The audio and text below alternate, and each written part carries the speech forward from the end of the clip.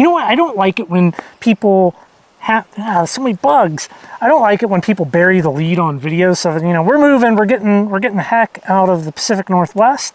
And before we go, though, we're out here in Northeast Washington, which is where we live. We lived, by the time you're watching this, the answer is lived, in Spokane, Washington, but we spent a lot of time out here kind of going north and a little bit to the east. Well, there's places that I would like to go back to that I'm not going to be able to go to. And there's places that we never went.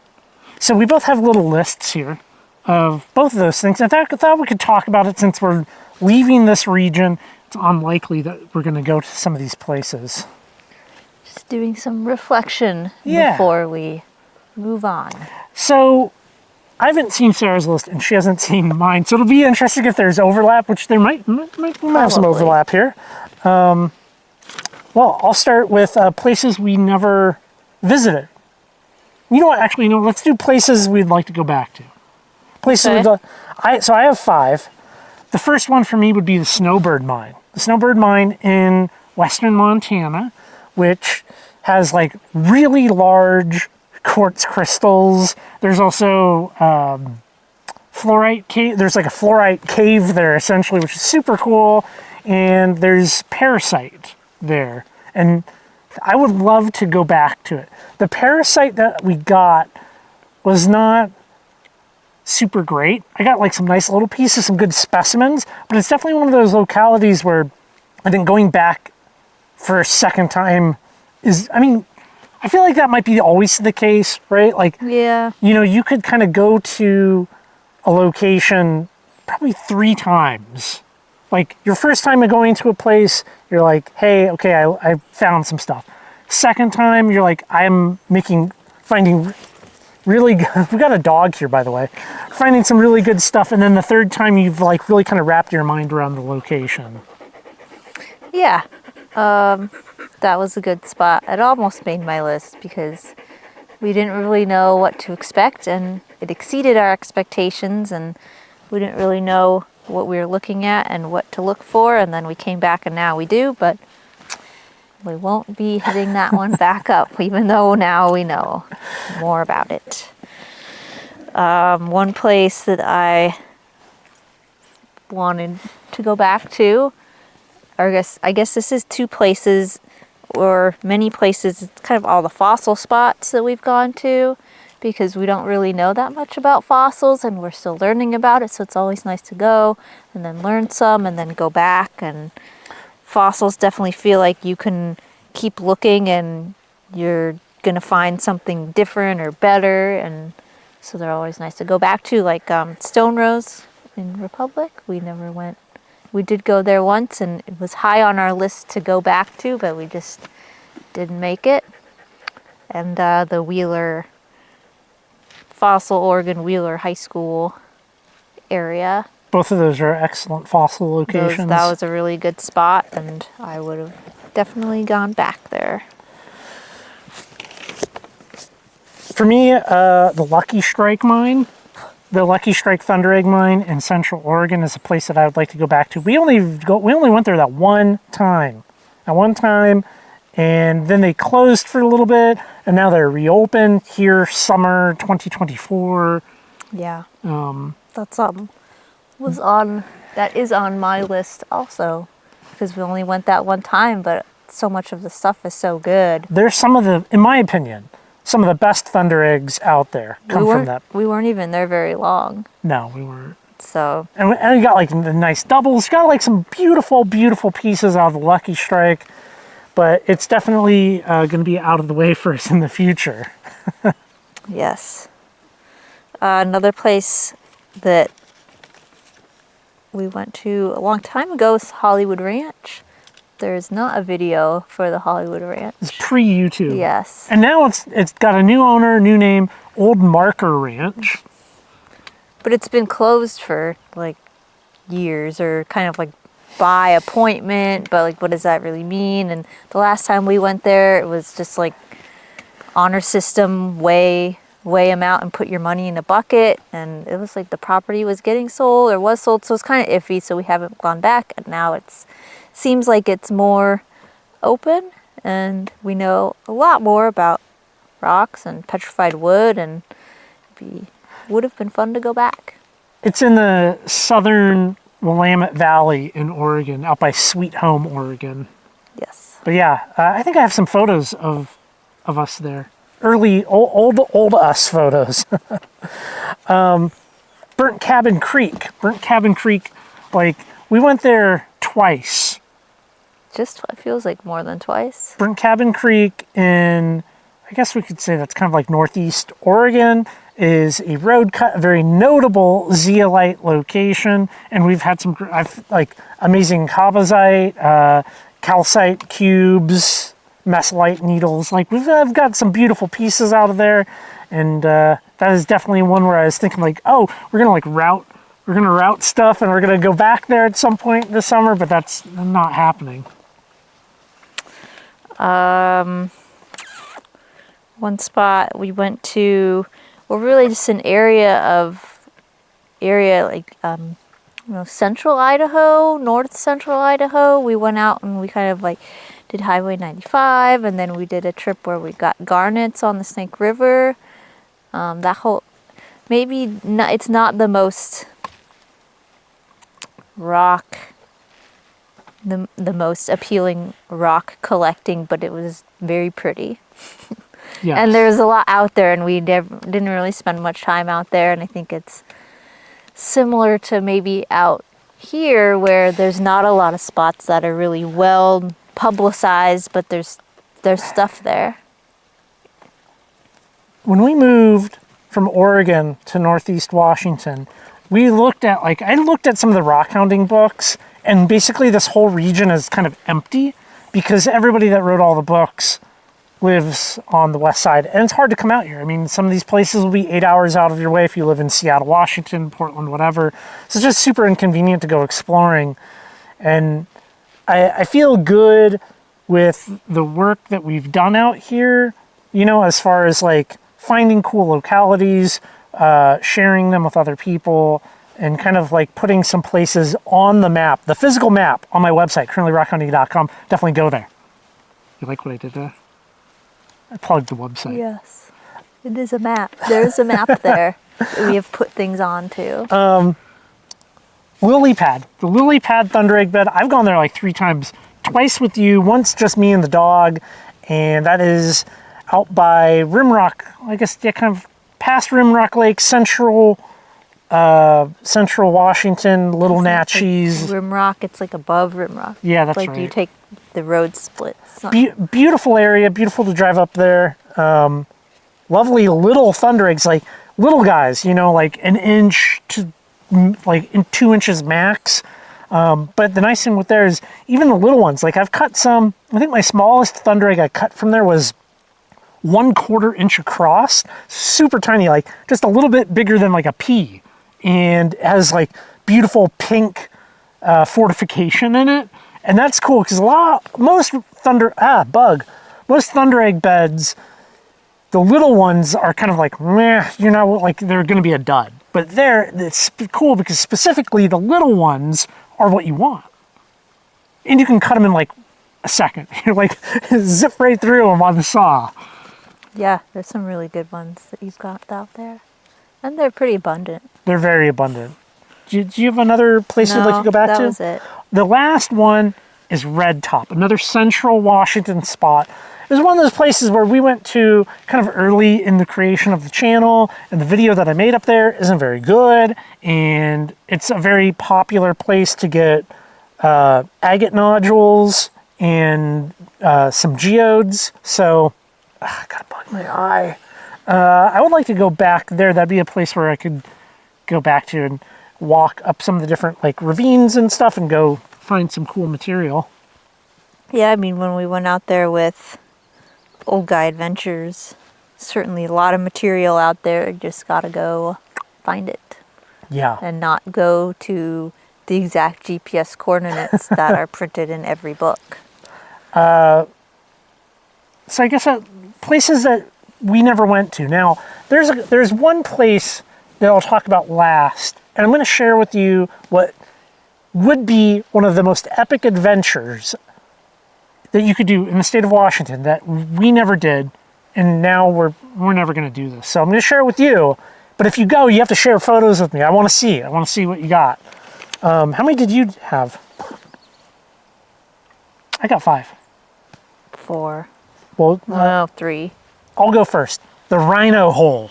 That is thought high. about that one. The Rhino Hole. Okay, so check this out. This is super cool. Out south of Cooley City in Washington, like kind of near Dry Falls, there is a hole in a basalt cliff in the shape of an inverted, bloated rhinoceros. When those lava flows were coming in, the theory here is that there was a dead rhino that was bloated and probably floating in a body of water. The lava went in, surrounding it, creating a casting of that rhino, and then obviously the rhino burnt up in the lava flow, but not before the lava had solidified some around it, and now there is a hole up in a cliff. And if you fly a drone up there or climb up there with ladders and ropes or whatever, you can look into the rhino hole and imagine, I guess, being a dead bloated rhino, but it's there's a little diorama of it at the Dry Falls Visitor Center, and then I guess also at the Burke Museum in Seattle, which is a place that we never went to.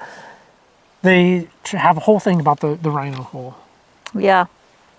That was one that I didn't put on my list because I don't know if we would ever go there because it's a little bit more challenging of a spot to get to than we normally go to. A little more uncharted. Yeah. But yes, that is one place. Just the idea of that, like, I like that story. I like that kind of like that connection, you know? It's kind of a cool one. Yeah. Not really rock hounding spots, but a lot of museums in the Northwest that we didn't hit, like the Burke Museum. Mm-hmm. I guess this is a revisit, but like the Butte Mineral Museum. Butte, Montana. Yeah, Butte, Montana Museum. I guess those 2 big museums, we don't really... It's hard to go to museums with Leica because we travel in the summertime and we do not have a car that cools itself, so we don't go to museums. But those would have been fun to go to. Is the Burke Museum rhino big, or is it? Yeah, it's like a scaled. Yeah, that's it's the same. cool. Like they have like a casting of it. Yeah, I think so. Oh, yeah, that would be cool to see. I like the idea of having a big tummy pack for the dog, legs sticking out. Yeah. No, try to get her into a museum with that. Yes. Her legs are sticking out, so she hits everything. Maybe that's not the best idea. Yeah. Okay. The Liberty Bell. Liberty Bell, Washington Pass. It's Highway 2. Is it? I don't know. Whatever. North Cascades in Washington.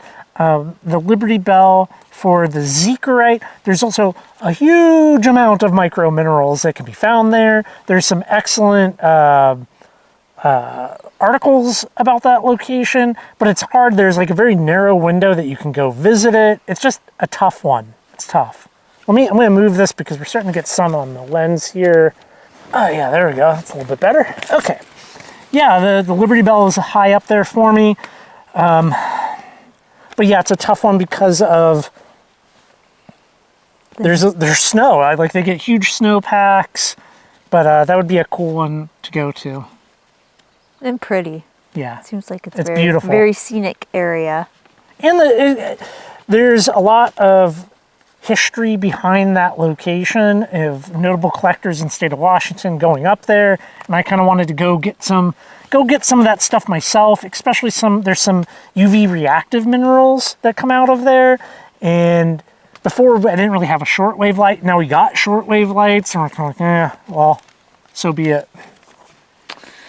One place we didn't ever get to is Fransom Peak.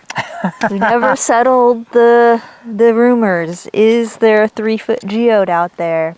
We'll never know. Okay, so Fransom Peak. Fransom Peak.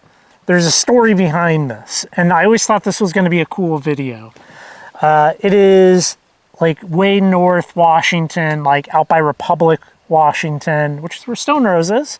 And I'm going to get my years screwed up here, 1974, Lanny Ream wrote about a 3-foot geode up there. Geodes everywhere. And I believe that's where Bob Jackson got that information, which was published in the Rockhound's Guide to Washington. And this has just been a thing that's kind of like persisted. But there's obviously no photos of this. There's no firsthand accounts. And who knows where that... I wanted to go set that rumor straight. So basically go out there and make a video being like, if there was a 3-foot geodes like in the basalt, you would see the extracted cavities. So it'd be really easy to debunk, I guess. We drove halfway up, didn't we? Yeah. But we didn't hit the basalt. No. We were just in quartz. But there was no agate pieces. I guess it's not an agate geode. It's a who knows. But I guess there's. Yeah, we didn't get far enough to reach any conclusions, and somebody else is going to have to go up there. Who knows? 3-foot geodes. It might be worth it. Rock Creek, Southwest Washington. That is a zeolite location that you walk like up a stream to a waterfall, and it is some of the most beautiful collecting from the photos that I've seen. And I always had this idea of like going down there in the summertime and walking up the stream on a hot summer day, finding zeolites at the waterfall. And I thought that was going to be like cool thumbnail image, cool concept, and get some good material. That's not going to happen. No. Another place that we talked about going to for many times but never made it to is Sucker Creek. Seems like there's a lot out there. And one of the major thunder egg spots that we did not go to. Thunder eggs with zeolites in them. Yeah. So, I mean, double the interest. I know! Didn't even hit it. But that's also one with a kind of small window of time because you really got to... It gets hot. It gets oppressively hot. It's a little far for us, so... Oh, well. Arbuckle Mountain. Arbuckle Mountain in northeast Oregon is a fossil location with like giant palm frond and leaf fossils. And there's not a lot of good information about this location. It's in all of the rockhounding books, but because of its like location and because of all the information comes from rockhounding books, there's like one photo of the road cut, and we're talking like logging road cuts. But that was definitely one that I wanted to like check off because they get a lot of snow, narrow window. That's kind of the thing. Like the places we haven't gone had like narrow collection windows, which is tough. Yeah. You got to pick where you go. You don't have an infinite amount of time. Yeah. You're done with your spots. Okay. Here's the thing. This is going to be probably like the best trip if you can make this happen. All right. The Crown Point Mine. The Crown Point Mine. Here's what you're going to do. I already have all of this stuff planned out. You're going to go to Chelan in central, I guess that's kind of like a little north central, whatever. Chelan, Washington. You're going to take the ferry all the way to the other side of the lake. You're going to get off at the farthest dock point. I can't remember the name of it off the top of my head. You're going to bring camping gear. You're going to coordinate your visit with the Holden Village. The Holden Village will drive 13 miles. They're off-grid there and pick you up down at the lake and drive you up to their, like, it's like a Christian retreat camp. From there, you're going to hike about 13 miles up into the mountains of the Cascades, and you're going to go to the Crown Point Mine. The Crown Point Mine has molybdenite, but not just like little pieces of molybdenite. Like we're talking like giant molybdenites. It's like what the Snowbird Mine is to Western Montana and for crystal quartz. This is for Washington and molybdenite. So you're looking at a solid day ferry ride or boat ride, getting up to Holden Village and then hiking out. I did have this idea of like, oh, wouldn't it be great to have like electric mountain bikes to get out and back in a timely manner, but like obviously we don't have those. But that would be a killer adventure. Now, I first kind of came across this when looking at the Rock Courier's Mindat page. He has photos of himself doing this trip, I believe in 1979. And that's where I planted the seed in my mind. I'm like, can we do this? Is this a viable thing to do? And the answer is yes, you can still absolutely go recreate that trip. It would be amazing. That would be an amazing trip to go do. Yeah. Sometimes when we just have had to pick the easier, more, whoa. Hey. We got an irresponsible dog here. She's hitting me with a stick. Okay, what? We often have to pick the easier, more accessible, best uses of our time, which means we don't hit these more slightly complex places, trips, adventures, but if we had infinite time, we would do it. As far as I know, now I don't want to like talk up what we're doing, but we've probably gone to more localities than most people. So I kind of did a rough count. We've gone to about 280 different locations. In the Northwest? In the Northwest. Yeah, I mean, when we moved here, we didn't consider rockhounding, and it seemed like there wasn't much out here, but we really found that there is. I learned it's like when there's like a void in information, it's not because there's nothing there. It's simply like people haven't produced it. You know, it's just that simple. Like the next place that we go, it's a little bit of an information void as well. So it does have that similarity with Northeast Washington. But I also know that there's a ton of stuff. So I think that'll... And that's probably a lot of places. Yeah, that's a lot. If there's public land, there's going to be interesting rocks and minerals to go find. Except for everyone who's going to leave a comment like, not where I live. Well, yeah, I mean... Try harder. Yeah, well, I mean, I feel bad for the Texas folks. They don't... You guys don't got a lot of public lands out there. East Coasters, you guys don't have this. Right now the land management here, I believe it's like 1.1 million acres of where we can just do whatever we want. That's kind of cool. And so much of it has not really been explored by people looking for rocks. I mean, some of it's just really rugged. That too. So, yeah, I feel pretty good about what we've accomplished here. I don't think there's at any point can you really look at a big area and be like, we went to everything and we're totally happy with it. I think there's always going to be like, well, what if we went back? You know, because if we went to 280 different localities, going to all of those 3 times, like we were talking about earlier, that would be that would be quite the undertaking. It'd be quite the undertaking. Yeah. But yeah. Maybe someday we'll get to the Liberty Bell. Yeah. I don't know if we're going to do the Crown Point thing. If you do the Crown Point thing, you have to send me photos of your trip. Like I want a minimum. I gave you the idea. You got to give me a minimum 10 cool photos because like that. I don't know. Yeah. That's a super remote place. Yes. Well, I think it's time to pack stuff up and get the heck out of here, I guess. Yeah. We're gonna take. I'm taking. There's work to do. There's work to do. Yes. Anything else you want to say, Sarah? No, I mean, we've done a lot out here in Northeast Washington, and there's always more to do, and I feel good about everything we've done, and on to more stuff. That's the thing that was hitting me with the stick. When I talk about rugged places, I'm talking about things like this. What's up there on top of that mountain? I don't know. Very likely no rockhound has ever been up there.